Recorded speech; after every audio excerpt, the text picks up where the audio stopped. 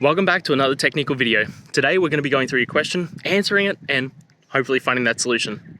Guys, remember to stay just a little bit crazy like me, and hopefully you get to that resolution. Now, let's continue on.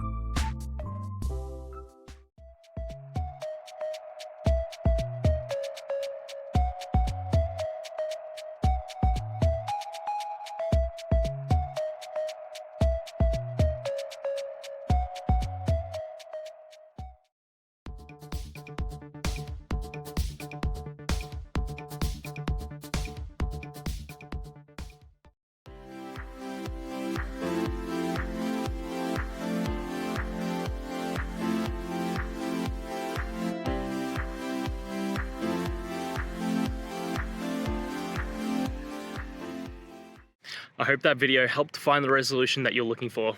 And if it did, please, I'd appreciate it if you could hit subscribe. Until the next time that you need more technical help, I hope you have a great one. See ya.